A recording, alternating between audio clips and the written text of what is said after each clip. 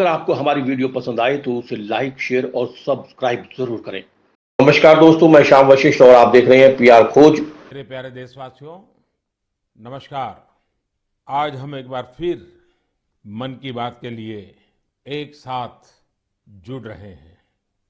2 दिन बाद दिसंबर का महीना भी शुरू हो रहा है और दिसंबर आते ही साइकोलॉजिकली हमें ऐसा ही लगता है कि चलिए भाई, साल पूरा हो गया, ये साल का आखिरी महीना है और नए साल के लिए ताने बाने बुनना शुरू कर देते हैं। इसी महीने नेवी डे और आर्म्ड फोर्सेस फ्लैग डे भी देश मनाता है।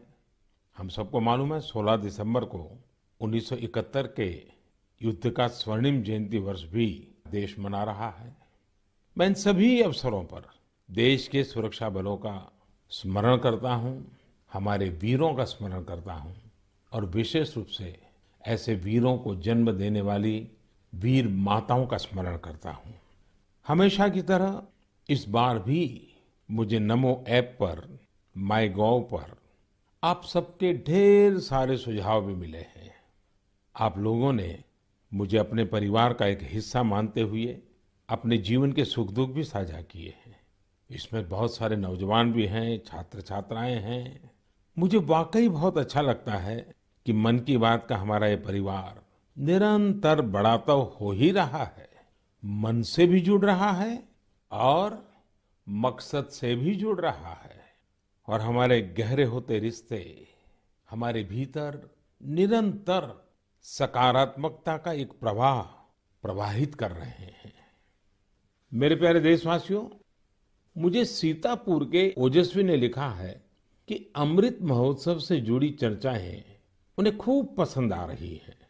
वो अपने दोस्तों के साथ मन की बात सुनते हैं और स्वाधीनता संग्राम के बारे में काफी कुछ जानने का, सीखने का लगातार प्रयास कर रहे हैं। साथियों, अमृत महोत्सव सीखने के साथ ही हमें देश के लिए कुछ करने की भी प्रेरणा देता है। और अब तो देश भर में आम लोग हों या सरकारें, पंचायत से लेकर के पार्लियामेंट तक अमृत महोत्सव की गूंज है और लगातार इस महोत्सव से जुड़े कार्यक्रमों का सिलसिला चल रहा है। ऐसा ही एक रोचक प्रोग्राम पिछले दिनों दिल्ली में हुआ। आजादी की कहानी बच्चों की जुबानी कार्यक्रम में बच्चों ने स्वाधीनता संग्राम से जुड़ी गाथाओं को पूरे मनोभाव से प्रस्तुत किया। खास बात ये भी रही कि इसमें भारत के साथ ही नेपाल, मॉरिशस, तंजानिया, न्यूजीलैंड और फिजी के स्टूडेंट्स भी शामिल हुए। हमारे देश का महारत्न ओएनजीसी भी कुछ अलग तरीके से अमृत महोत्सव मना रहा है। ओएनजीसी इन दिनों ऑयल फील्ड्स में अपने स्टूडेंट्स के लिए स्टडी टूर का आयोजन कर रहा है। इन टूर्स में युवाओं को ओएनजीसी के ऑयल फील्ड ऑपरेशंस की जानकारी दी जा रही है। उद्देश्य ये कि हमारे उभरते इंजीनियर राष्ट्र निर्माण के प्रयासों में पूरे जोश और जुनून के साथ हाथ बटा सके। साथियों, आजादी में अपने जनजातीय समुदाय के योगदान को देखते हुए देश ने जनजातीय गौरव सप्ताह भी मनाया है। देश के अलग अलग हिस्सों में इससे जुड़े कार्यक्रम भी हुए। अंडमान निकोबार द्वीप समूह में जारवा और ओंगे ऐसे जनजातीय समुदाय के लोगों ने अपनी संस्कृति का जीवंत प्रदर्शन किया। एक कमाल का काम हिमाचल प्रदेश में ऊना के मिनिएचर राइटर रामकुमार जोशी जी ने भी किया है। उन्होंने पोस्टेज स्टैम्प पर ही, यानी इतने छोटे से पोस्टेज स्टैम्प पर नेताजी सुभाष चंद्र बोस और पूर्व प्रधानमंत्री लाल बहादुर शास्त्री जी के अनोखे स्केच बनाए हैं। हिंदी में लिखे राम शब्द पर उन्होंने स्केच तैयार किए, जिसमें संक्षेप में दोनों महापुरुषों की जीवनी को भी उकेरा गया है। मध्य प्रदेश के कटनी से भी कुछ साथियों ने एक यादगार दास्तान गोई कार्यक्रम की जानकारी दी है। इसमें रानी दुर्गावती के अदम्य साहस और बलिदान की यादें ताजा की गई है। ऐसा ही एक कार्यक्रम काशी में हुआ। गोस्वामी तुलसीदास, संत कबीर, संत रैदास, भारतेंदु हरिश्चंद्र, मुंशी प्रेमचंद और जयशंकर प्रसाद जैसे महान विभूतियों के सम्मान में 3 दिनों के महोत्सव का आयोजन किया गया। अलग अलग कालखंड में इन सभी की देश की जन जागृति में बहुत बड़ी भूमिका रही है। आपको ध्यान होगा, मन की बात के पिछले एपिसोड्स के दौरान मैंने 3 प्रतियोगिताओं का उल्लेख किया था, कंपटीशन की बात कही थी। एक, देशभक्ति के गीत लिखना, देशभक्ति से जुड़ी, आजादी के आंदोलन से जुड़ी घटनाओं की रंगोली बनाना और हमारे बच्चों के मन में भव्य भारत के सपने जगाने वाली लोरी लिखी जाए। मुझे आशा है कि इन प्रतियोगिताओं के लिए भी आप जरूर एंट्री भी भेज चुके होंगे, योजना भी बना चुके होंगे और अपने साथियों से चर्चा भी कर चुके होंगे। मुझे आशा है बढ़ चढ़ करके हिंदुस्तान के हर कोने में इस कार्यक्रम को आप जरूर आगे बढ़ाएंगे। मेरे प्यारे देशवासियों, इस चर्चा से अब मैं आपको सीधे वृंदावन लेकर चलता हूँ। वृंदावन के बारे में कहा जाता है कि ये भगवान के प्रेम का प्रत्यक्ष स्वरूप है। हमारे संतों ने भी कहा है, यह आशा धरी चित्त में, यह आशा धरी चित्त में, कहत जथा मति मोर, वृंदावन सुख रंग कौ, वृंदावन सुख रंग कौ, काहू न पायो और। यानी वृंदावन की महिमा हम सब अपने अपने सामर्थ्य के हिसाब से कहते जरूर हैं, लेकिन वृंदावन का जो सुख है, यहाँ का जो रस है, उसका अंत कोई नहीं पा सकता। वो तो असीम है। तभी तो वृंदावन दुनिया भर के लोगों को अपनी तरफ आकर्षित करता रहा है। इसकी छाप आपको दुनिया के कोने कोने में मिल जाएगी। पश्चिमी ऑस्ट्रेलिया में एक शहर है पर्थ। क्रिकेट प्रेमी लोग इस जगह से भली भांति परिचित होंगे, क्योंकि पर्थ में अक्सर क्रिकेट मैच होते रहते हैं। पर्थ में एक सेक्रेड इंडिया गैलरी, इस नाम से एक आर्ट गैलरी भी है। यह गैलरी स्वान वैली के एक खूबसूरत क्षेत्र में बनाई गई है और ये ऑस्ट्रेलिया की एक निवासी जगत तारिणी दासी जी के प्रयासों का नतीजा है। जगत तारिणी जी वैसे तो है ऑस्ट्रेलिया की, जन्म भी वहीं हुआ, लालन पालन भी वहीं हुआ, लेकिन 13 साल से भी अधिक समय वृंदावन में आकर के उन्होंने बिताया। उनका कहना है कि वे ऑस्ट्रेलिया लौट तो गई, अपने देश वापस तो गई, लेकिन वो कभी भी वृंदावन को भूल नहीं पाई। इसलिए उन्होंने वृंदावन और उसका आध्यात्मिक भाव से जुड़ने के लिए ऑस्ट्रेलिया में ही वृंदावन खड़ा कर दिया। अपनी कला को ही एक माध्यम बना करके एक अद्भुत वृंदावन उन्होंने बना लिया। यहाँ आने वाले लोगों को कई तरह की कलाकृतियों को देखने का अवसर मिलता है। उन्हें भारत के सर्वाधिक प्रसिद्ध तीर्थस्थलों वृंदावन, नवाद्वीप और जगन्नाथपुरी की परंपरा और संस्कृति की झलक देखने को मिलती है। यहाँ पर भगवान कृष्ण के जीवन से जुड़ी कई कलाकृतियां भी प्रदर्शित की गई हैं। एक कलाकृति ऐसी भी है जिसमें भगवान कृष्ण ने गोवर्धन पर्वत को अपनी छोटी उंगली पर उठा रखा है, जिसके नीचे वृंदावन के लोग आश्रय लिए हुए हैं। जगत तारिणी जी का यह अद्भुत प्रयास वाकई हमें कृष्ण भक्ति की शक्ति का दर्शन कराता है। मैं उन्हें इस प्रयास के लिए बहुत बहुत शुभकामनाएं देता हूं। मेरे प्यारे देशवासियों, अभी मैं ऑस्ट्रेलिया के पर्थ में बने वृंदावन के विषय में बात कर रहा था। ये भी एक दिलचस्प इतिहास है कि ऑस्ट्रेलिया का एक रिश्ता हमारे बुंदेलखंड के झांसी से भी है। दरअसल झांसी की रानी लक्ष्मीबाई जब ईस्ट इंडिया कंपनी के खिलाफ कानूनी लड़ाई लड़ रही थी, तो उनके वकील थे जॉन लैंग। जॉन लैंग मूल रूप से ऑस्ट्रेलिया के ही रहने वाले थे। भारत में रहकर उन्होंने रानी लक्ष्मीबाई का मुकदमा लड़ा था। हमारे स्वतंत्रता संग्राम में झांसी और बुंदेलखंड का कितना बड़ा योगदान है, ये हम सब जानते हैं। यहाँ रानी लक्ष्मीबाई और जलकारी बाई जैसी वीरांगनाएं भी हुई। और मेजर ध्यानचंद जैसे खेल रत्न भी इस क्षेत्र ने देश को दिए हैं। साथियों, वीरता केवल युद्ध के मैदान में ही दिखाई जाए ऐसा जरूरी नहीं होता। वीरता जब एक व्रत बन जाती है और उसका विस्तार होता है तो हर क्षेत्र में अनेकों कार्य सिद्ध होने लगते हैं। मुझे ऐसी ही वीरता के बारे में श्रीमती ज्योत्सना ने चिट्ठी लिखकर बताया है। जालौन में एक पारंपरिक नदी थी, नून नदी। नून यहाँ के किसानों के लिए पानी का प्रमुख स्रोत हुआ करती थी, लेकिन धीरे धीरे नून नदी लुप्त होने की कगार पर पहुंच गई। जो थोड़ा बहुत अस्तित्व इस नदी का बचा था, उसमें वो नाले में तब्दील हो रही थी। इससे किसानों के लिए सिंचाई का भी संकट खड़ा हो गया था। जालौन के लोगों ने इस स्थिति को बदलने का बीड़ा उठाया। इसी साल मार्च में इसके लिए एक कमेटी बनाई गई।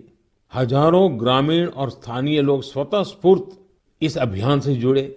यहाँ के पंचायतों ने ग्रामीणों के साथ मिलकर काम करना शुरू किया और आज इतने कम समय में और बहुत कम लागत में ये नदी फिर से जीवित हो गई है। कितने ही किसानों को इसका फायदा हो रहा है। युद्ध के मैदान से अलग वीरता का ये उदाहरण हमारे देशवासियों की संकल्प शक्ति को दिखाता है और ये भी बताता है कि अगर हम ठान ले तो कुछ भी असंभव नहीं है। और तभी तो मैं कहता हूं, सबका प्रयास। मेरे प्यारे देशवासियों, जब हम प्रकृति का संरक्षण करते हैं तो बदले में प्रकृति हमें भी संरक्षण और सुरक्षा देती है। इस बात को हम अपने निजी जीवन में भी अनुभव करते हैं और ऐसा ही एक उदाहरण तमिलनाडु के लोगों ने व्यापक स्तर पर प्रस्तुत किया है। ये उदाहरण है तमिलनाडु के तूतुकुड़ी जिले का। हम जानते हैं कि तटीय इलाकों में कई बार जमीन के डूबने का खतरा रहता है। तूतुकुड़ी में भी कई छोटे आइलैंड और टापू ऐसे थे जिनके समुद्र में डूबने का खतरा बढ़ रहा था। यहाँ के लोगों ने और विशेषज्ञों ने इस प्राकृतिक आपदा का बचाव प्रकृति के जरिए ही खोजा। ये लोग अब इन टापुओं पर पाल्मेरा के पेड़ लगा रहे हैं। ये पेड़ साइक्लोन और तूफानों में भी खड़े रहते हैं और जमीन को सुरक्षा देते हैं। इनसे अब इस इलाके को बचाने का एक नया भरोसा जगा है। साथियों, प्रकृति से हमारे लिए खतरा तभी पैदा होता है जब हम उसके संतुलन को बिगाड़ते हैं या उसकी पवित्रता नष्ट करते हैं।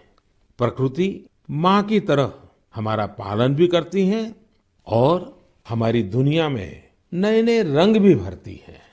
अभी मैं सोशल मीडिया पर देख रहा था, मेघालय में एक फ्लाइंग बोट की तस्वीर खूब वायरल हो रही है। पहली ही नजर ये तस्वीर हमें आकर्षित करती है। आप में से भी ज्यादातर लोगों ने इसे ऑनलाइन जरूर देखा होगा। हवा में तैरती इस नाव को जब हम करीब से देखते हैं तब हमें पता चलता है कि ये तो नदी के पानी में चल रही है।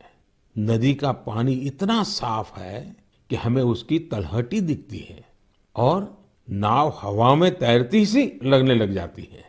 हमारे देश में अनेक राज्य हैं, अनेक क्षेत्र हैं जहाँ के लोगों ने अपनी प्राकृतिक विरासत के रंगों को संजोकर रखा है।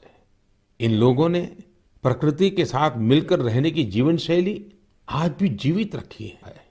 ये हम सब के लिए भी प्रेरणा है। हमारे आसपास जो भी प्राकृतिक संसाधन है, हम उन्हें बचाएं, उन्हें फिर से उनका असली रूप लौटाएं। इसी में हम सबका हित है, जग का हित है। मेरे प्यारे देशवासियों, सरकार जब योजनाएं बनाती है, बजट खर्च करती है, समय पर परियोजनाओं को पूरा करती है, तो लोगों को लगता है कि वो काम कर रही है।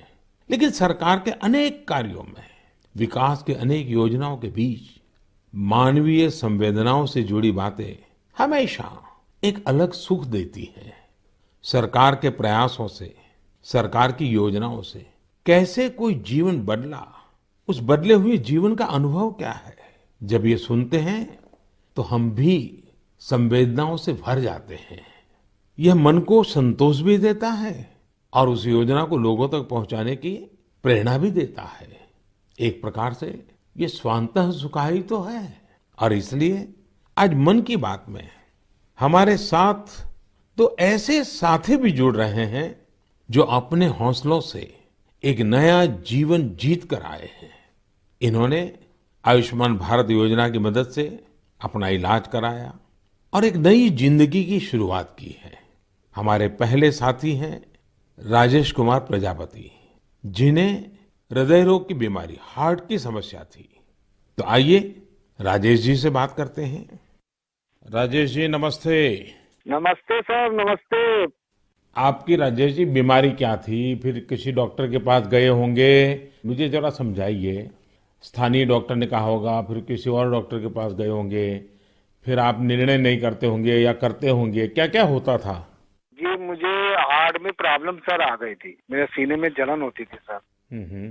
फिर मैंने डॉक्टर को दिखाया। डॉक्टर ने पहले तो बताया हो सकता बेटा तुम्हारे एसिड होगी। तो मैंने काफी दिन एसिड की दवाई कराई।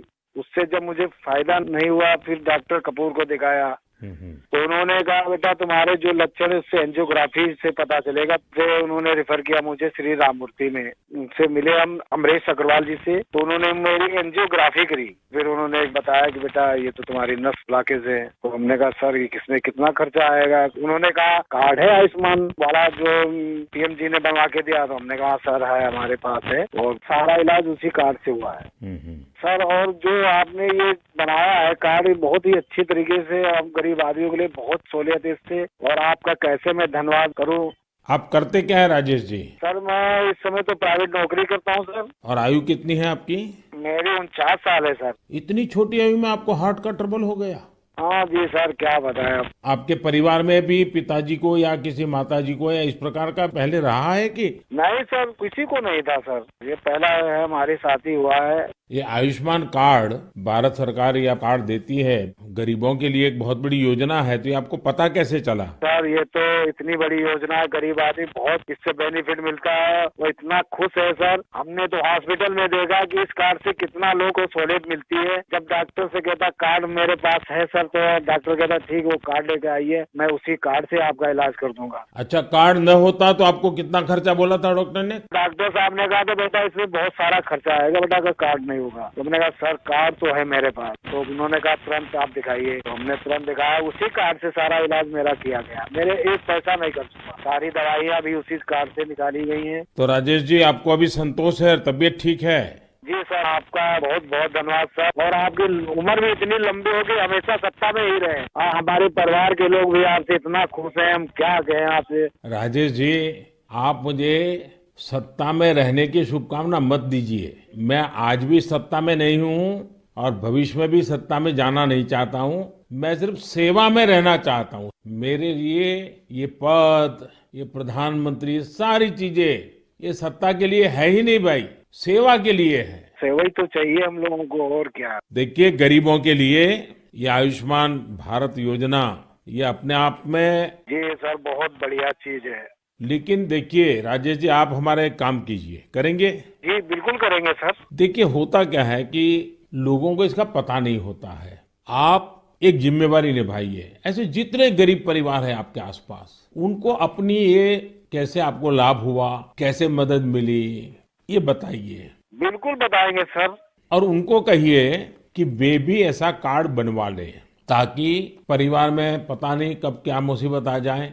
और आज गरीब दवाई के कारण परेशान रहे, ये तो ठीक नहीं है। अब पैसों के कारण वो दवाई न ले या बीमारी का उपाय न करे, तो ये भी बड़ी चिंता का विषय है। और गरीब को तो क्या होता है, जैसे आपको ये हार्ट का प्रॉब्लम हुआ, तो कितने महीने तक आप काम ही नहीं कर पाए होंगे। अब तो 10 कदम नहीं चल पाते, जीना नहीं चल पाते थे सर। बस तो आप राजेश जी मेरे एक अच्छे साथी बनके जितने गरीबों को आप ये आयुष्मान भारत योजना के संबंध में समझा सकते हैं, वैसे बीमार लोगों की मदद कर सकते हैं। देखिए आपको भी संतोष होगा और मुझे बहुत खुशी होगी कि चलिए भाई एक राजेश जी की तबीयत तो ठीक हुई, लेकिन राजेश जी ने सैकड़ों लोगों की तबीयत ठीक करवा दी।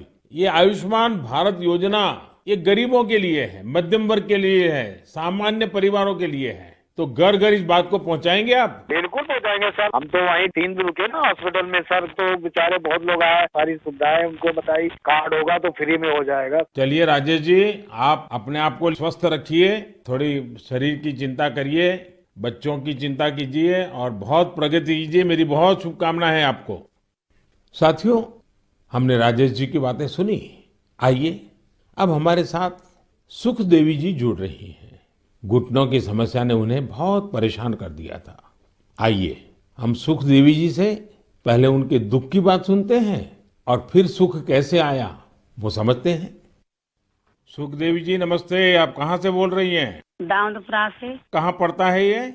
मथुरा में। मथुरा में। फिर तो सुख देवी जी आपको नमस्ते भी कहना है और साथ साथ राधे राधे भी कहना होगा। हाँ, राधे राधे। अच्छा, हमें सुना कि आपको तकलीफ हुई थी, आपका कोई ऑपरेशन हुआ, जरा बताएंगे क्या बात है? हाँ, मेरा घुटना खराब हो गया था तो ऑपरेशन हुआ है मेरा प्रयाग हॉस्पिटल में। आपकी आयु कितनी है सुख देवी जी? उम्र 40 साल। 40 साल और सुखदेव नाम और सुखदेवी को बीमारी हो गई? बीमारी तो मुझे 15-16 साल से लग गई। अरे बाप रे, इतनी छोटी आयु में घुटने आपके खराब हो गए? वो गठियावाई बोलते हैं जो जोड़ों में दर्द थे, कहते हैं घुटना खराब हो गए। तो 16 साल से 40 साल की उम्र तक आपने इसका इलाज ही नहीं करवाया? नहीं करवाया था। दर्द की दवाई खाते रहे, छोटे मोटे डॉक्टरों ने कहते, देसी दवाई है, वैसी दवाई है, थैला छाप डॉक्टरों ने कहते, उनसे घुटना चलवे पे ही खराब हो गई। 1-2 किलोमीटर पैदल चली मैं तो घुटना खराब हो गई मेरी। तो सुखदेव जी ऑपरेशन का विचार कैसे आया? उसके पैसों का क्या प्रबंध किया, कैसे बना ये सब? मैंने वो आयुष्मान कार्ड से इलाज करवाया है। तो मैंने। आपको आयुष्मान कार्ड मिल गया था? हाँ। और आयुष्मान कार्ड से गरीबों को मुफ्त में उपचार होता है, पता था? स्कूल में मीटिंग हो रही थी, माँ से हमारे पति को पता चला तो कार्ड बनवाया मेरे नाम से। हाँ। फिर इलाज करवाया कार्ड से और मैंने कोई पैसा नहीं लगाया। कार्ड से ये इलाज हुआ है मेरा, खूब बढ़िया इलाज हुआ है। अच्छा, डॉक्टर ने पहले अगर कार्ड न होता तो कितना खर्चा बताते थे? 2.5 लाख रुपए, 3 लाख रुपए। 6-7 साल से पड़ी हूँ खाट में। ये कहती थी ये भगवान मुझे ले तो मुझे नहीं जीना। 6-7 साल से खाट में थी? बाप रे बाप। हाँ। ओहो। बिल्कुल उठा बैठा नहीं जाते, बच्चे बैठाते। तो अभी आपका घुटना पहले से अच्छा हुआ है? मैं खूब घूमती हूँ, फिरती हूँ, किचन का काम करती हूँ, घर का काम करती हूँ, बच्चों को खाना बना के देती हूँ। तो मतलब आयुष्मान भारत का कार्ड आपको सचमुच में आयुष्मान बना दिया। बहुत बहुत धन्यवाद। आपकी योजना की वजह से ठीक हो गई, अपने पैरों पे खड़ी हो गई। तब तो बच्चों को भी आनंद आता होगा। हाँ जी, बच्चों को तो बहुत भी परेशानी होती थी। अब माँ परेशान है तो बच्चा भी परेशान है। देखिए, हमारे जीवन में सबसे बड़ा सुख हमारा स्वास्थ्य ही होता है। ये सुखी जीवन सबको मिले, यही आयुष्मान भारत की भावना है। चलिए सुखदेवी जी, मेरी आपको बहुत बहुत शुभकामनाएं। फिर से एक बार आपको राधे राधे। राधे राधे, नमस्ते। मेरे प्यारे देशवासियों, युवाओं से समृद्ध हर देश में 3 चीजें बहुत मायने रखती हैं और वही तो कभी कभी युवा की सच्ची पहचान बन जाती है। पहली चीज है आइडियाज और इनोवेशन, दूसरी है जोखिम लेने का जज्बा और तीसरी है कैन डू स्पिरिट, यानी किसी भी काम को पूरा करने की जिद, चाहे परिस्थितियां कितनी भी विपरीत क्यों ना हो। जब ये तीनों चीजें आपस में मिलती हैं तो अभूतपूर्व परिणाम मिलते हैं, चमत्कार हो जाते हैं। आजकल हम चारों तरफ सुनते हैं स्टार्टअप स्टार्टअप स्टार्टअप। सही बात है, ये स्टार्टअप का युग है और ये भी सही है कि स्टार्टअप की दुनिया में आज भारत विश्व में एक प्रकार से नेतृत्व कर रहा है।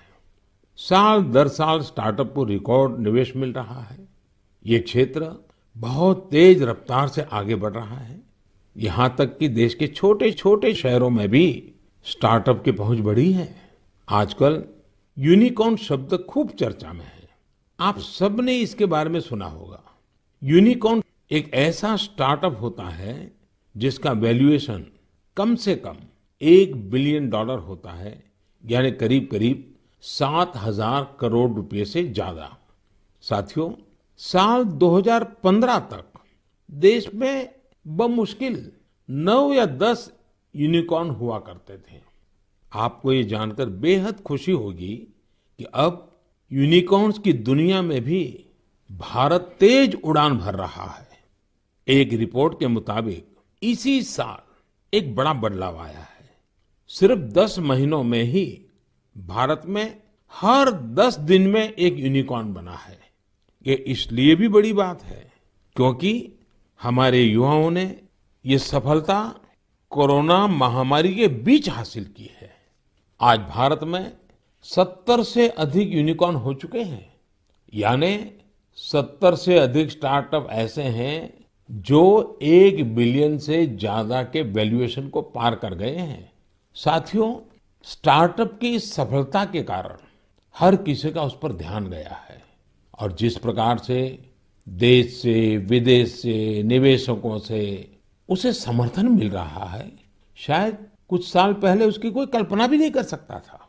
साथियों, स्टार्टअप्स के जरिए भारतीय युवा ग्लोबल प्रॉब्लम्स के समाधान में भी अपना योगदान दे रहे हैं। आज हम एक युवा मयूर पाटिल से बात करेंगे। उन्होंने अपने दोस्तों के साथ मिलकर पॉल्यूशन की प्रॉब्लम का सॉल्यूशन देने का प्रयास किया है। मयूर जी नमस्ते। नमस्ते सर जी। मयूर जी, आप कैसे हैं? बस बढ़िया सर, आप कैसे हो? मैं बहुत प्रसन्न हूँ। अच्छा, मुझे बताइए कि आज आप कुछ स्टार्टअप की दुनिया में हैं। हाँ जी। और वेस्ट में से बेस्ट भी कर रहे हैं। हाँ जी। एनवायरनमेंट का भी कर रहे हैं। थोड़ा मुझे अपने बारे में बताइए, कि काम के बारे में बताइए और इस काम के पीछे आपको विचार कहाँ से आया? तो जब कॉलेज में था तभी मेरे पास मोटरसाइकिल था जिसका माइलेज बहुत कम था और एमिशन बहुत ज्यादा था। वो 2 स्ट्रोक मोटरसाइकिल था, तो एमिशन कम करने के लिए और उसका माइलेज थोड़ा बढ़ाने के लिए मैंने कोशिश चालू किया था कुछ 2011-12 में, और उसका मैंने करीब करीब 62 किलोमीटर पर लीटर तक माइलेज बढ़ा दिया था। तो वहां से मुझे ये प्रेरणा मिली कि कुछ ऐसा चीज बनाएं जो मास प्रोडक्शन कर सकते हैं, तो बाकी बहुत सारे लोगों को उसका फायदा होगा। तो 2017-18 में हम लोगों ने उसका टेक्नोलॉजी डेवलप किया और रीजनल ट्रांसपोर्ट कॉर्पोरेशन में हम लोगों ने 10 बसेस में वो यूज किया उसका रिजल्ट चेक करने के लिए, और करीब करीब हम लोगों ने उसका 40% एमिशन उसका कम कर दिया बसेस में। अब ये टेक्नोलॉजी जो आपने खोजी है उसका पेटेंट वगैरह करवा लिया? हाँ जी, पेटेंट हो गया। ये साल में ही हमें पेटेंट ग्रांट होके आ गया। और आगे इसको बढ़ाने का क्या प्लान है आपका? किस प्रकार से कर रहे हैं? जैसे बस का रिजल्ट आ गया, उसके भी सारी चीजें बाहर आ गई होगी, तो आगे क्या सोच रहे हैं? सर, स्टार्टअप इंडिया के अंदर नीति आयोग से अटल न्यू इंडिया चैलेंज जो है वहाँ से हमें ग्रांट मिला, और वो ग्रांट के बेसिस पे हम लोगों ने अभी फैक्ट्री चालू किया जहाँ पे हम एयर फिल्टर्स का मैन्युफैक्चरिंग कर सकते हैं। तो भारत सरकार की तरफ से कितना ग्रांट मिला आपको? 90 लाख। 90 लाख। और उससे आपका काम चल गया? हाँ, अभी तो चालू हो गया है, प्रोसेस में है। आप कितने दोस्त मिलकर के कर रहे हैं सब? हम लोग 4 लोग हैं सर। और चारों पहले साथ में ही पढ़ते थे और उसी में से आपको एक विचार आया आगे बढ़ने का? हाँ जी, हाँ जी, हम कॉलेज में ही थे, तो कॉलेज में हम लोगों ने ये सब सोचा, और ये मेरा आइडिया था कि मेरा मोटरसाइकिल का एटलीस्ट पोल्यूशन कम हो जाए और माइलेज बढ़ जाए। अच्छा, पोल्यूशन कम करते हैं, माइलेज बढ़ाते हैं, तो एवरेज खर्च कितना बचता होगा? सर, मोटरसाइकिल पे हम लोगों ने टेस्ट किया, उसका माइलेज होता 25 किलोमीटर पर लीटर, वो हम लोगों ने बढ़ा दिया 39 किलोमीटर पर लीटर। तो करीब करीब 14 किलोमीटर का फायदा हुआ, और उसमें से 40% का कार्बन एमिशंस कम हो गया। और जब बसेस पे किया रीजनल ट्रांसपोर्ट कॉर्पोरेशन में, तो वहाँ पे 10% फ्यूल एफिशिएंसी इंक्रीज हुआ, और उसमें भी 35-40% एमिशंस कम हो गया। मयूर, मुझे अच्छा लगा आपसे बात करके, और आपके साथियों को भी मेरी तरफ से बधाई दीजिए कि कॉलेज लाइफ में खुद की जो समस्या थी उस समस्या का समाधान भी आपने खोजा, और अब उस समाधान में से जो रास्ता चुना उसने पर्यावरण की समस्या को एड्रेस करने के लिए आपने बीड़ा उठाया। और ये हमारे देश के युवाओं का ये सामर्थ्य ही है कि कोई भी बड़ी चुनौती उठा लेते हैं और रास्ते खोज रहे हैं। मेरी तरफ से आपको बहुत शुभकामनाएं हैं। बहुत बहुत धन्यवाद। Thank you sir, thank you. साथियों, कुछ सालों पहले यदि कोई कहता था कि वो बिजनेस करना चाहता है या एक कोई नई कंपनी शुरू करना चाहता है, तब परिवार के बड़े बुजुर्ग का जवाब होता था, तुम नौकरी क्यों नहीं करना चाहते? नौकरी करो ना भाई। अरे नौकरी में सिक्योरिटी होती है, सैलरी होती है, झंझट भी कम होती है। लेकिन आज यदि कोई अपनी कंपनी शुरू करना चाहता है तो उसके आसपास के सभी लोग बहुत उत्साहित होते हैं और इसमें उसका पूरा सपोर्ट भी करते हैं। साथियों, भारत की ग्रोथ स्टोरी का यह टर्निंग पॉइंट है, जहां अब लोग सिर्फ जॉब सीकर्स बनने का सपना नहीं देख रहे, बल्कि जॉब क्रिएटर्स भी बन रहे हैं। इससे विश्व मंच पर भारत की स्थिति और मजबूत बनेगी। मेरे प्यारे देशवासियों, आज मन की बात में हमने अमृत महोत्सव की बात की, अमृत काल में कैसे हमारे देशवासी नए नए संकल्पों को पूरा कर रहे हैं, इसकी चर्चा की। और साथ ही दिसंबर महीने में सेना के शौर्य से जुड़े हुए अवसरों का भी जिक्र किया। दिसंबर महीने में ही एक और बड़ा दिन हमारे सामने आता है जिससे हम प्रेरणा लेते हैं। ये दिन है 6 दिसंबर को बाबा साहब आम्बेडकर की पुण्यतिथि। बाबा साहब ने अपना पूरा जीवन देश और समाज के लिए, अपने कर्तव्यों के निर्वहन के लिए समर्पित किया था। हम देशवासी ये कभी न भूलें कि हमारे संविधान की मूल भावना, हमारा संविधान हम सभी देशवासियों से अपने अपने कर्तव्यों के निर्वहन की अपेक्षा करता है। तो आइए हम भी संकल्प लें कि अमृत महोत्सव में हम कर्तव्यों को पूरी निष्ठा से निभाने का प्रयास करेंगे। यही बाबा साहब के लिए हमारी सच्ची श्रद्धांजलि होगी। साथियों, अब हम दिसंबर महीने में प्रवेश कर रहे हैं। स्वाभाविक है अगली मन की बात 2021 की, इस वर्ष की आखिरी मन की बात होगी। 2022 में फिर से यात्रा शुरू करेंगे और मैं हाँ, आपसे ढेर सारे सुझावों की अपेक्षा करता ही रहता हूँ, करता रहूंगा। आप इस साल को कैसे विदा कर रहे हैं, नए साल में क्या कुछ करने वाले हैं, ये भी जरूर बताइए। और हाँ, ये कभी मत भूलना, कोरोना अभी गया नहीं है।